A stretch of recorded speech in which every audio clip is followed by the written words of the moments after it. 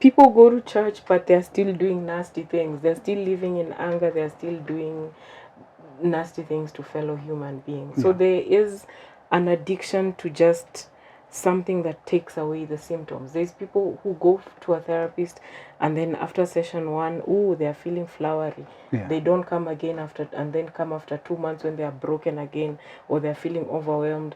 Then they come talk for like 2 hours, then disappear again because they're feeling flowery. You're addicted to that. It's not doing anything for your life. So at some point, you're an adult. Tell yourself that this is not working. I need to actually change. Okay. ChatGPT helps. Google helps. Just watch out that doesn't become an addiction. It doesn't become an excuse to run away from human-to-human connection. Because this is rich. This is a rich experience. And I'm so glad that I'm having it with you. You're also a wife and a mom and a human being and a daughter and and a friend. So of course things are coming at you just as they're coming at me.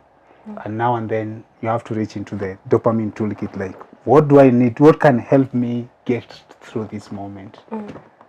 So now we reach in. You said breathing helps reconnect the feeling brain and the thinking brain.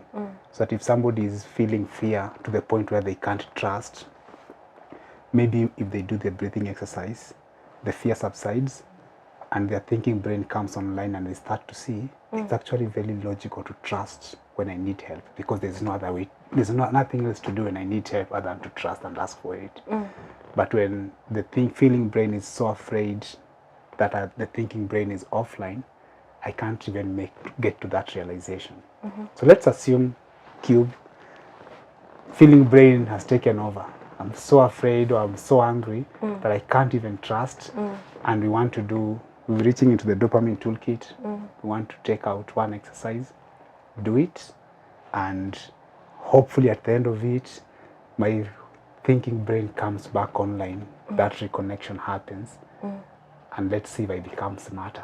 Okay. Yes. If you become smarter. Yeah. Okay. So, I'll take you through the feeling, the breathing, and the reason why breathing works, other than just, or in the instances where it works, is that it gives you pause. And breathing is the one thing that is very accessible to you. As in, not just breathing not to die, because that's what we are always doing. You just breathe not to die, but there is the breathing that supports your nervous system. It helps calm down the nervous system. It helps if you are focusing like in your mind on one thing that that I'm feeling this anger and I want to, or I'm feeling overwhelmed and I need to calm down my nervous system. So breathing is the one thing that's accessible to you. You can do it if you're failing to sleep. You can do it if you're feeling like really overwhelmed, even just with emotions, whatever emotions they are, just to reconnect with yourself. It gets you grounded to whatever is happening to the present. So I'll show you the most basic of breathing exercises. Okay. So it moves from breathing to being aware of your surroundings, to then, now that we have reconnected, we are going to check in with ourselves. Okay. Yeah. So I need you to sit as comfortably as you can where you are. Sit as comfortably as you can. Okay. And then you follow the sound of my voice. If you feel safe, you can close your eyes. Or if you're in a safe space, you can close your eyes. And then we will breathe in through the nose for 4 seconds, 4 to 7. It goes increasing in intervals. So, but the most basic is 4 seconds up to 7 seconds. And then you hold it in and then you breathe out. And then when you breathe out, you can either do it slowly or do the sound of whoosh. So it's out through the mouth. Yeah. In as deeply as you can until you feel like your stomach is filled with air, and then out as much as possible. Okay. So follow the sound of my voice. If it's safe, you can close your eyes.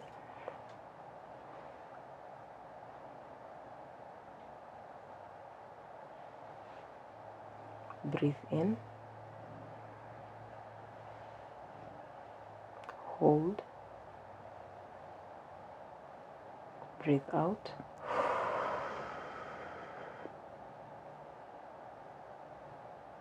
Breathe in. Hold. Breathe out.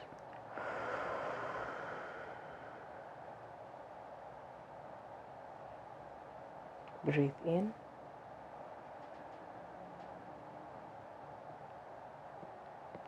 Hold. Breathe out.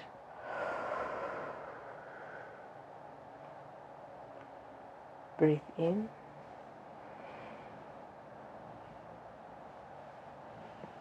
Hold. Breathe out.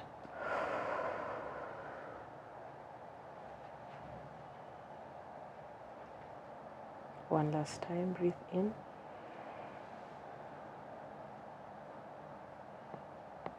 Hold. Breathe out.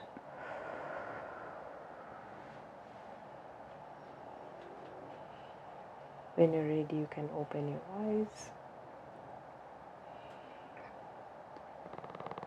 Look around you. Identify 5 things you can see.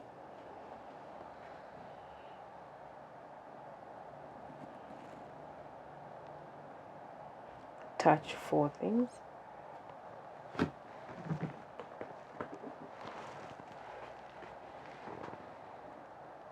can even hug yourself. That's one of the things. Missed me. I've missed me. Identify 3 things you can hear. Is there something you can taste?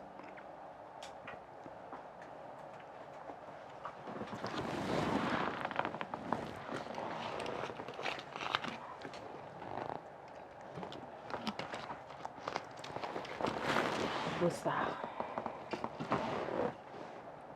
Yeah. When you're done with that, you can ask yourself, have I eaten today? Have I drunk something? Have I spoken to somebody who loves me? Do I need to take a walk or a stretch? I need a walk after this. This has been a lot of sitting. Yes. And that is how you check in on yourself and you ground yourself back. Wow. That's a great exercise. I feel so present. I feel here. And I've been able to check in and feel even where the tension had accumulated in my body while you were shooting. Because we've gone into some really, really deep stuff, and I've allowed myself to actually feel as we went along, because that's how I get the thing that I'm really interested to know. Because as much as I do this for the audience, I do it also to learn and to express myself. And the learning for me is also me telling you what I think, what I feel, how I see the world, and getting to hear it said back to me from your own experience. And that allows me to learn something that I probably don't have access to, because I don't have your lived experience. I don't have your stories. I don't have even your professional experience and all that. So usually at the end of this shoot, sometimes I'm a little tense. Maybe there's something that is pending. I'm thinking, okay, we need to do a second shoot. So that check-in allows me to feel it all, and to just like, oh, there was a tension up here in my neck, and like there's a tightness on my lower back. And okay, I'd stopped hearing the sound of the lights, and now I'm back in the present moment. Yeah, I like that exercise a lot. Sometimes in overwhelm, now beyond just what we have done here, sometimes and that is the reason why we do that sensory thing of the 5 things the 4 things, the 3 things, evil. Beyond this, Yeah. there's times when you're so lost in your mind and you're overwhelmed or you're angry. You'd find that if, like, say for a mother, you're so stuck in what you're feeling, you're not even hearing the baby crying. Yeah. There's times that somebody has decided or has made the choice to end their life. We once had an experience where somebody had decided to blow up their house with gas. So they had switched on the gas and they wanted to blow up the house with themselves inside. Yeah.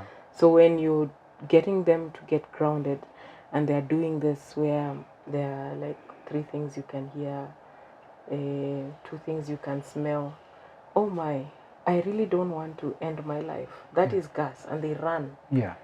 And they go and switch off the gas and switch on and open the windows. So when you get overwhelmed, this really helps to get you back to the present and to the things which are around you, to the things which are real. Yeah.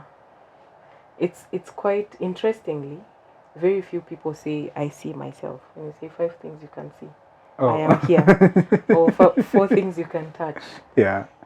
Yeah, so it's not often that we, but when you start getting grounded and going through these processes, you start realizing that, oh, I matter too. Yeah. When you said I hug myself, that's when I remembered I'm here too. and I matter to myself. I'm one of the things that are here. And I'm so glad that you're one of the things that is here, Sarah. Thank you so much. This has been an amazing session. Thank you. Thank you. Samolin and the guys backstage, Edith, Cairo, thank you so much for all the amazing work you do behind the camera. This can't happen without you guys. And I know the audience will not see who's behind the camera, but you better believe there's an amazing crew who gets this done. And this for me has been a long one coming. We've really tried to get in touch with Sarah. She's helping so many people. She's helped me. And I just wanted to share this part of my life with everybody and have Sarah show that a therapist is a human being that we can go to and just say, we need help. If my car breaks down, I'm going to get help from a mechanic because I don't know how to fix a car. And there are times when something inside of me sometimes is just like, this needs a little tweaking. I can't do it by myself. Let me go get Sarah. So from Karaoke Kenyonye, thank you so much for watching. Please like, subscribe, share. Let's spread this message. Let's get strong black men, strong black women, and everybody else who needs help, no matter how they identify, to trust that there is help, to be able to say, I need help, and to seek help wherever it can be found. Thank you. Cheers. Goodbye.